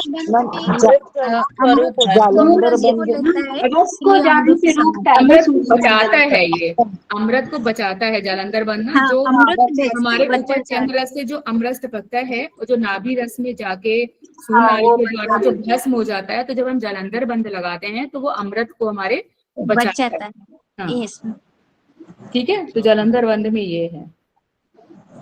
तो इसका ऑप्शन क्या हो गया? Second option.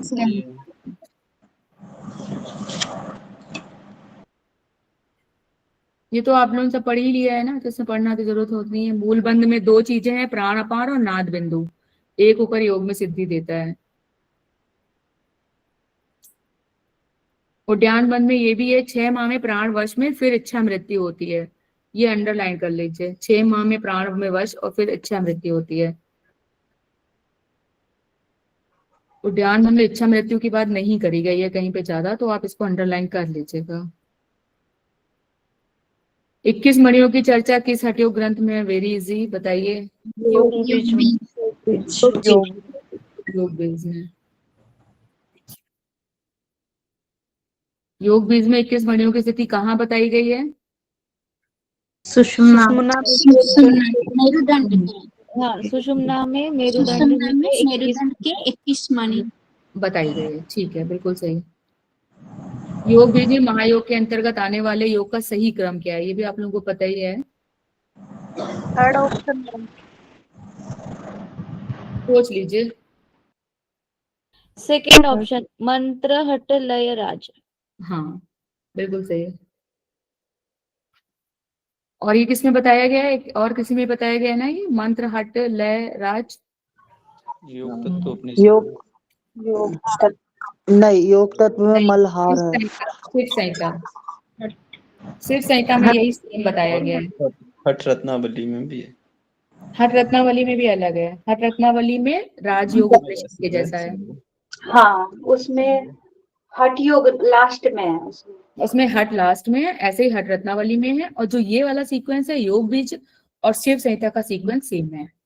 मैम इसका ना एक कंपैरिजन करना चाहिए, इस कौन से ग्रंथ में ये सीक्वेंस कैसे दिया है, तो क्योंकि ये बहुत कंफ्यूजन है। तो अभी लिख लीजिए ना, एक एक दो दो लाइन अभी आप लोग लिख लो, फिर जो आता जाएगा उसको हम ऐड करते जाएंगे। मैंने पहले भी कहा, कॉपी लेके बैठिए, लिखते जाइए। फिर क्योंकि कभी कभी ऐसा होता है कि टाइम ही ना मिले हम लोग बता पाए, तो जितना होता जाए उतना अच्छा है। मैम सर ने बोला ही है ये सबको, एक कॉपी बनाओ, शुरुआत में ही बोला था कंपैरेटिव स्टडी के लिए, उसमें हाँ। लिखते चलो तब भी आता है। हाँ, तो अब इसमें ये वाला लिख लो। देखिए, पहली बात तो ये लिखिए कि महायोग 2 जगह बोला गया है, योग बीज में और हठ रत्नावली में। हठ रत्नावली में, ठीक है। मतलब हठयोग के ग्रंथ में इसमें बताया है। हाँ, और योग उपनिषद में भी बताया। बाकी जगह महायोग वर्ड यूज नहीं किया गया है, चतुर्योग बोला गया है, ऐसे करके मतलब वर्ड का 4 योग बताए हैं, चतुर्योग बोला है, ऐसे यूज किया गया। लेकिन इन 2 ग्रंथों में महायोग वर्ड यूज किया गया है। ठीक है। कौन से 2 ग्रंथ है? ये हमारा योग बीज और हठ रत्नावली।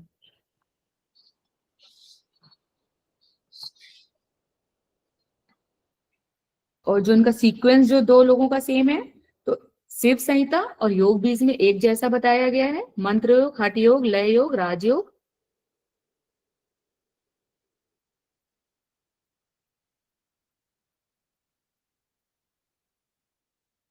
और हठ रत्नावली और योगराज उपनिषद में सेम बताया गया है। उसमें मंत्र लय हठ और राज ना, ऐसे बताया है।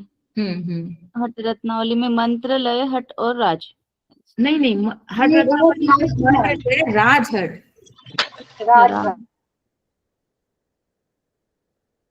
और यही सीक्वेंस योगराज उपनिषद में भी बताया गया है। क्यों सावन जी, सही कह रहे हैं? यस मैम, उसमें बताया है मंत्र योग, लय योग, राज योग, हठ। नहीं, उधर योगराज में राज पहले, मंत्र योग, राज योग। नहीं, मंत्र योग, लय योग, राज योग, हठ योग। हाँ, सॉरी, मंत्र योग, लय योग, राज योग, हठ योग। और यही हठ रत्नावली में सीक्वेंस है। ये दोनों सेम हो गए, योगराज और हठ रत्नावली सेम हो गए, योग बीज और शिव संहिता सेम हो गए। ठीक है।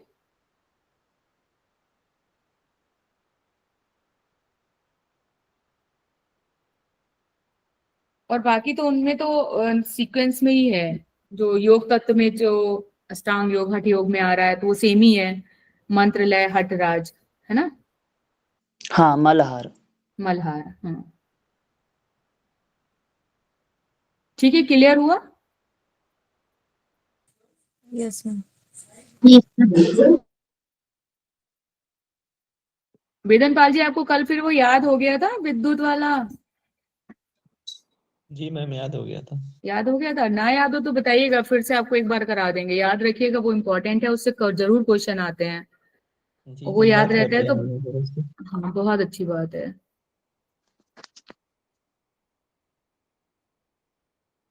आएगा नहीं क्या? आ जाएगा। हाँ जी, अब बताइए क्या क्वेश्चन, सीक्वेंस बताइए। राजयोग तो परमपद होगा शायद। लययोग अनिमा आदि सिद्धियां। मंत्र, हंस मंत्र क्या होगा? लय योग में हंस प्राणवायु स्थिर होगा ना लय योग में।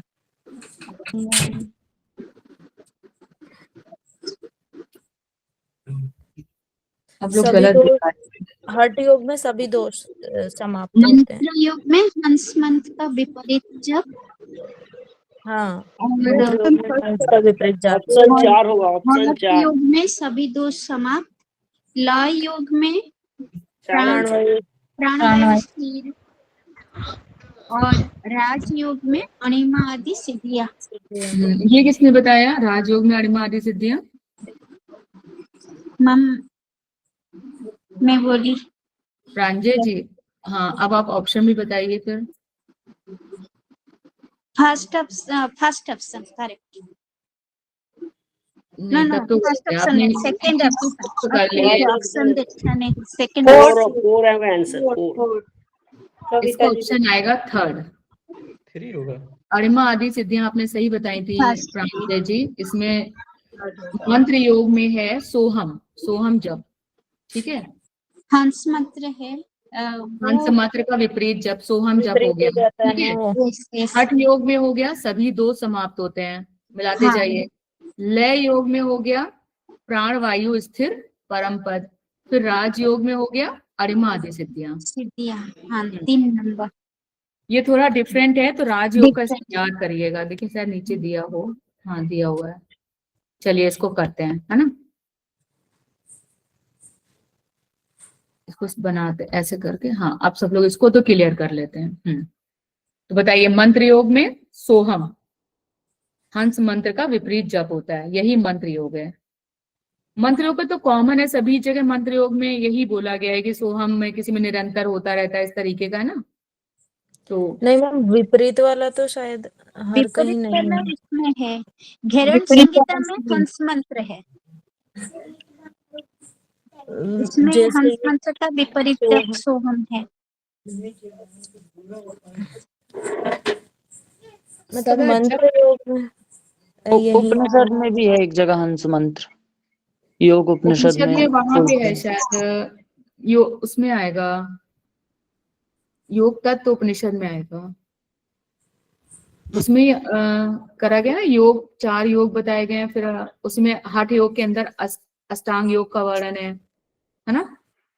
उसी में लय के करोड़ों प्रकार बताए गए हैं। करोड़ों प्रकार तो ये मंत्र वाला सोहम जप का है। हठ योग के अंतर्गत सभी दोष समाप्त हो जाते हैं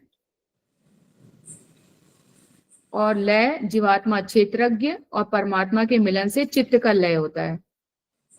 जीवात्मा और परमात्मा के मिलन से चित्त का लय बताया गया है यहाँ पे। जीवात्मा और परमात्मा के मिलन से चित्त का लय होता है, प्राण वायु स्थिर होती है, तो आत्म आनंद प्राप्ति होती है, परम पद मिलता है और अणिमा आदि पद प्राप्त होने से योगी राजयोग में स्थित होता है, यानी कि अणिमा आदि सिद्धियां मिलती हैं। ये राजयोग के लिए बताया गया है। हटाएं, पूछे सबसे, बताएंगे सब लोग।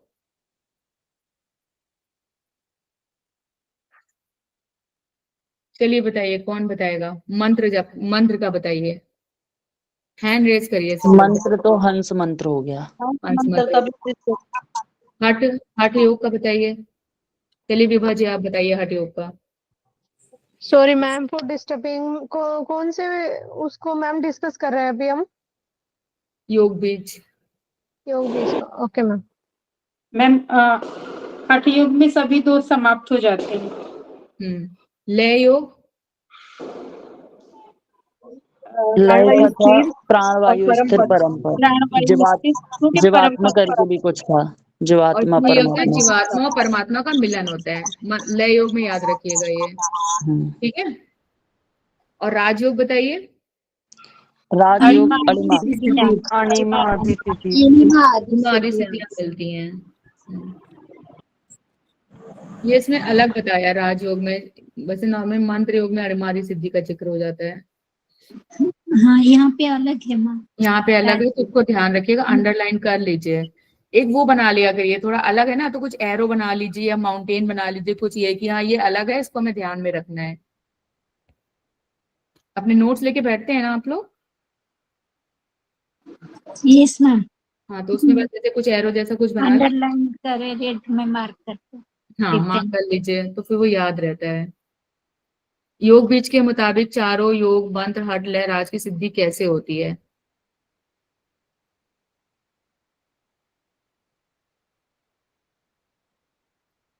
सिद्धि से, कल्पित सिद्धियों के मिलने से, प्राण अपान एक होने से, सिद्धियों के मिलने से, प्राणपन। प्राण अपान एक होने से, ये चारों, प्राण अपन एक होने से। चार प्राण अपान एक होने से, ठीक है। प्राण अपान एक होने से चारों योगों की सिद्धि होती है। योग बीज के मुताबिक श्रेष्ठ किसे कहा गया है? अरे क्या कर रहे हैं? कागमत और मरकट मत कोई बता सकता है अलग अलग बिना देखे? कागमत साई होता है, मरकट मत बंदर के तरह होता है, मन इधर उधर भागता है। हाँ, बंदर जो है ना धीरे धीरे पेड़ उस पेड़ से उस पेड़ पे चढ़ता है, तो इसीलिए सिद्धियां जो होती है वो देर से मिलती है। और काक मत कौआ जैसे उड़ भी जाता है, तो इसलिए सिद्धियां जल्दी मिल जाती है। हाँ, लेकिन ये थोड़ा सा आपने बताया सही है मरकट मत, लेकिन थोड़ा सा इसमें फर्क है। मरकट मत बंदर जो होता है वो ना नीचे से ऊपर की ओर चढ़ता है, एक पेड़ से दूसरे पेड़ का नहीं है इसमें जिक्र। हाँ, नीचे से ऊपर बताना है कि नीचे से ऊपर की ओर चढ़ता है, यानी कि उसको एक शाखा से दूसरी शाखा, मतलब एक पूरा उसको नीचे से काम करना पड़ रहा है। एक शाखा से दूसरी शाखा वो जाता है, ऑब्वियस सी बात है, लेकिन यहाँ पे मतलब बताने का है कि वो नीचे से ऊपर ही होती है उसकी बेस से वो काम कर रहा है। काकमत से फिर से जन्म होता है, मतलब योग सिद्धि करते करते जब शरीर नष्ट हो जाता है तो अगले जन्म में दूसरा शरीर मिलता है। हाँ, पुण्य की वजह से उसको तुरंत सिद्धि मिल जाती है। तुरंत, हाँ, मतलब वो जस्ट उसको समाधि मिलने वाली होती है और उसकी मृत्यु हो जाती है, तो वो काकमत और फिर जन्म लेना पड़ता है, फिर जन्म तो लेना उसका पड़ता जन्म है। होता है तो उसको तुरंत सिद्धि मिल जाती है। योग भ्रष्ट साधक के जैसा, योग भ्रष्ट साधक जैसे गीता में बताया गया है। क्या कह रहे हैं अमित जी? भावपत्तय विधेय पत्तय। हाँ, भावपत्तय विधेय पत्तय, बिल्कुल सही कह रहे हैं आप। जैसे विवेकानंद जी के लिए भी यही कहा जाता था कि विवेकानंद जी को तुरंत सिद्धि मिल गई थी। वो ये इसमें भी है ना योग सूत्र में, लास्ट इसमें है जन्म औषधि मंत्र तप सिद्धि, तो तभी पता चलता है कि जो आधा है के रहता है वो सिद्धि अगले जन्म में भी मिलता है, जिनको जन्म से सिद्धि मिलती है। भाव प्रत्यय और ये भाव प्रत्यय विधेय प्रकृति लय नाम, भाव प्रत्यय विधेय प्रकृति लया, विधेय प्रकृति लयमान। योग बीज में साधना के क्रम में कौन कौन से फल की प्राप्ति होती है?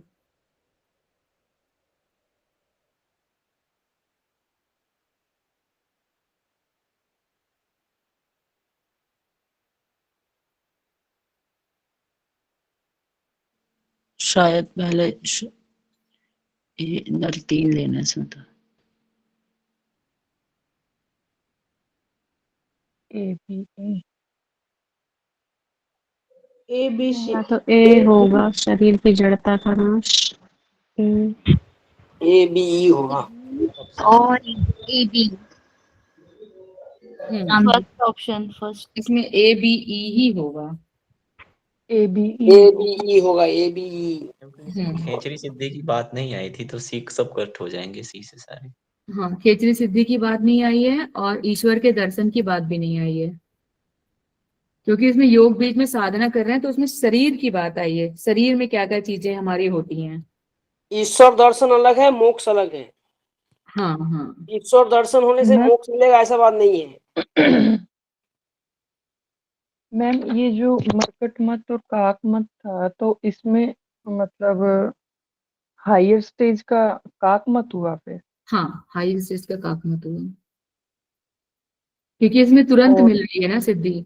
और मरकट मत जैसे हम लोगों ने नहीं पढ़ा था, योग सूत्र में पढ़ा हुआ आप लोगों ने, अधम, मध्यम, उत्तम साधक, तो हाँ वही हाँ है हाँ ये मरकट मत, उसी से रिलेटेड है कि पहले आपको पहले अष्टांग योग करना पड़ेगा, फिर आप वो क्रिया योग करते हैं, फिर क्रिया योग के ऊपर सीधे कैसे मिल जाती है वो उत्तम में वो बताया गया था ना, पहले मेदो मध्य अधिमात्र अधिमात्र अधिमात्रम वाला। हाँ अधिमात्र अधिमात्र अधिमात्र। नहीं तो अधिमात्र में क्या करते हैं, इसमें तो अष्टांग योग करते हैं, फिर उसमें क्रिया योग करते हैं और उसके बाद सीधे समाधि मिलती है, तो उसमें अभ्यास वैराग्य। उसमें अभ्यास वैराग्य है ना। अभ्यास वैराग्य, एग्जैक्टली अभ्यास वैराग्य करते हैं उसमें। तो वो उत्तम वाले हो गए, वही चीज इसमें है कि आप मरकट में आपको नीचे से चलना पड़ेगा, पहले अधम साधक वाला, फिर मध्यम, फिर उत्तम।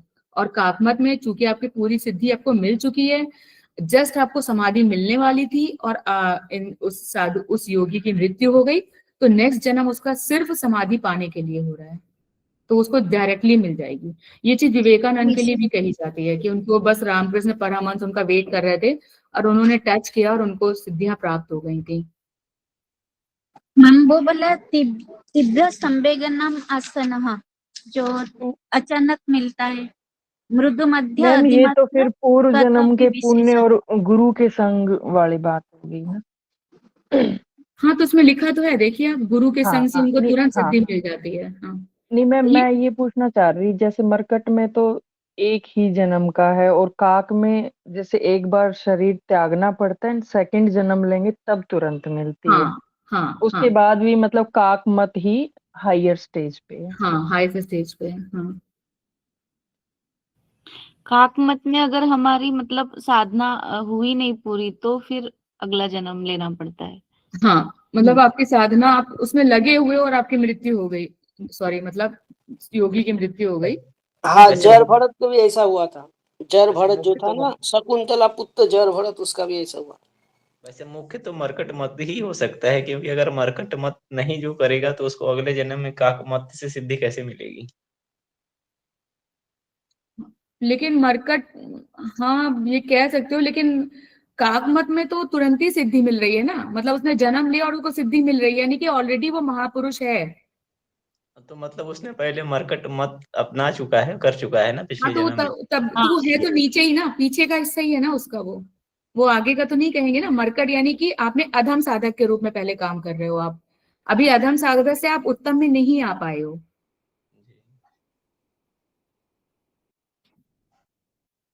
यहाँ पर साधक का दो कैटेगरी बताया गया है। हाँ यहाँ पे इन्होंने दो बता दिया है, जो हम लोगों ने पढ़ा है योग सूत्र में 3 पढ़ा है, इसमें 2 बता दिया गया है ना। तो वो 2 में बस वही है कि मतलब वो कोशिश कर रहा है वहां तक जाने की, और इन्होंने जब इनका जन्म हुआ काकमत वाले में तो इनको तुरंत मिल गई, क्योंकि काकमत में जन्म हो, दूसरा जन्म उसने लिया है और उसको सिद्धियां मिली हुई थी, तुरंत जन्म उसका हो गया। यस यस, वो पहले जन्म में सुक्ति लेके आया था। जो गीता में वो योग भ्रष्ट है उसी की तरह है ना, कि यस दूसरे यस जन्म यस, में। जो वस्त जो है हाँ उसी को ही बताया। हाँ हाँ हाँ 8वें अध्याय में है ना योग भ्रष्ट। हाँ योग भ्रष्ट 8वें अध्याय में, मुझे तो ध्यान में आ रहा है 8वां अध्याय। ऐसा जड़ भरत कभी हुआ था जिंदगी में। जड़ भरत जो था, शकुंतला का जो पुत्र था। कितने अच्छा क्वेश्चन है मैम? आई थिंक 1 ही 2 रह गए अब तो। ये याद है आप लोगों को? No ma'am. हम तो सोच रहे थे निमोनिक बना के लाएंगे सावन जी इसका।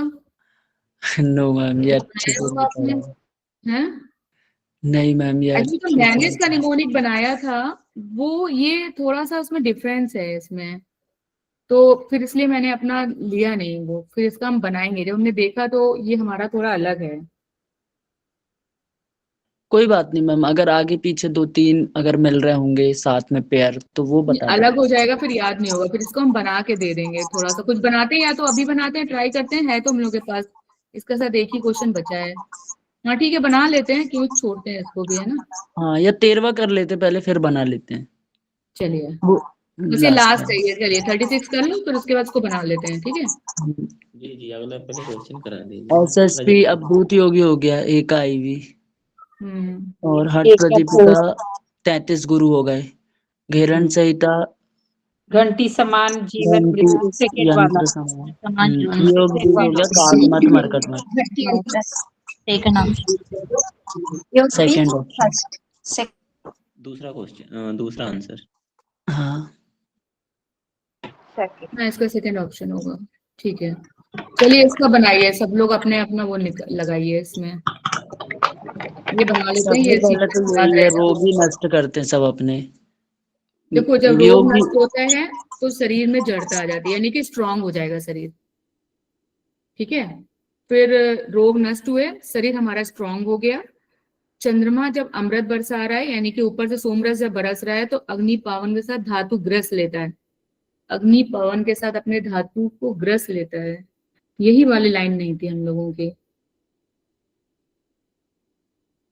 तो इसका कैसे बना सकते हैं? अग्नि पवन के साथ धातु ग्रस लेता है।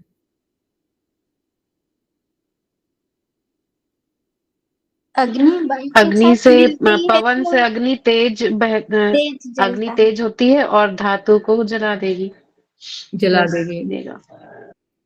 ये धातु को जला रही है। ये चंद्रमा जो इससे बनाई, चंद्रमा अमृत बरसाता है, तो अग्नि पवन जो है वो धातु ग्रस जो उसका है वो उस अमृत को ग्रस लेता है। ऐसे करके याद करिए, तब याद कर पाएंगे, तो ऊपर का भूल जाएंगे।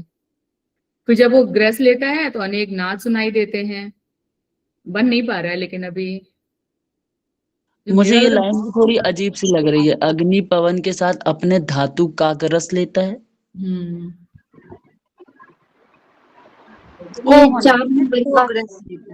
अपने धातु को ग्रस लेता है। धातु को होना चाहिए। हाँ।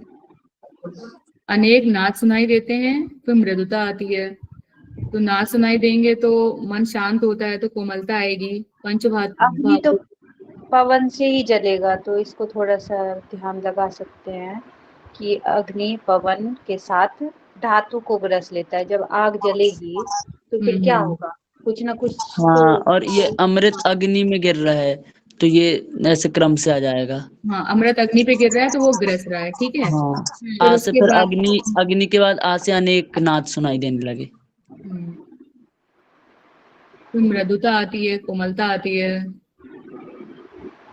अग्नि जब समाप्त ये होगा, वाला हम बोल रहे हैं, ये वाला हम बोल रहे हैं। अग्नि जब समाप्त होगा हमने तभी तो बताया, हाँ बोलिए, हमने निमोनिक कोई भी बता सकता है, जिसको देखिए भी हम बोल रहे हैं, ये बहुत अच्छा है। देखिए, ये बताइए। पहले अगर हम योग साधना करेंगे तो पहला योग साधना का पहला काम क्या होता है? उसका काम रोग नष्ट नहीं करना होता है, लेकिन उसका मार्ग में जितना आता है, रोग योग करते करते आदमी का शरीर निरोगी काया बन जाता है, सुंदर काया निरोगी बन जाता है। जब निरोगी काया बना, उसके अंदर आलसी खत्म हो जाएगा, ऊर्जावान होगा, बलवान होगा, तो जड़ता नष्ट हो जाता है। जड़ता जब उसका अंदर सभी हो जाएगा तो चंद्रमा से अमृत साबित होता है। वो कहाँ से हो? जलंधर बन जो है राजदंड से साबित होता है। राजदंड से जब साबित होता है तो द्वितीय अग्नि है, और नाभि कुंड से जो अग्नि है वो अग्नि का प्रज्वलित होता है वायु के कारण से, क्योंकि वो तो योग करते रहता है ना, तो प्राणायाम करता है। तो अब वायु अगर प्रज्वलित होता तो धातु तो गल जाता है, तो धातु जब गल जाता है तो उसका अंदर जोग सिद्धि होने के बाद उसके अंदर नाद भी सुनाई देता है। नाद जब सुनाई देता है तो मृदुभाषी होता है, उसके अंदर सौंदर्यता आता है। जब ये भी काम जीत जाता है तो पंच तत्व को विजय प्राप्त कर लेता है। ये तो बहुत अच्छा सीक्वेंस है। पंच तत्व विजय प्राप्त करेगा तो वो सर्वज्ञ हो जाएगा। हाँ हाँ, उसके बाद उसका शरीर कामदेव समान हो जाता है, पवन के समान वेग वाला। ये उसका सिद्धि वाला बताया, तीनों लोग में गमन करता है ये, उसके बाद सिद्धि हो जाता है यहाँ से। हाँ, सर्वज्ञ हो जाता है, कामदेव के समान हो जाता है, पवन के समान वेग वाला हो जाता है। ना सुनाई जब देता है तब उसको सिद्धि आने चालू हो जाता है। बाकी सब सिद्धि के बारे में बताया गया है। और तीनों लोगों में गमन करता है, रमन नहीं है, ये गमन है। गमन गमन गम। फिर सारी सिद्धियां प्राप्त हो जाती हैं। लय होने पर शरीर में कठिनता नहीं रहती है। सर्वज्ञ, समर्थ, स्वतंत्र, विश्व रूप होकर जीवन मुक्त हो जाता है। मैम अच्छा सीक्वेंस है, एक बार रिपीट कर देंगे क्या अमित जी? अमित जी करिए, धीरे धीरे करिए अमित जी, सब लोग थोड़ा थोड़ा लिख लीजिए, फिर अपने हिसाब से अपना अपना बना लीजिएगा। थोड़ा ये 13 है तो टफ है थोड़ा। हाँ, योगाभ्यास के लक्षण में है ना कि वेस्ट नंबर व्रत के वस्त्र प्राप्त करने की बात, गुरु की कृपा से प्राप्त करने की बात करी गई है। 4 अंगुल कोमल शुद्ध धवल वस्त्र होता है, 4 अंगुल चौड़ा कोमल शुद्ध वस्त्र होता है, ये पढ़ा है ना ये? Yes yes. इसको अंडरलाइन कर लीजिएगा, हम बताते जा रहे हैं, ठीक है। और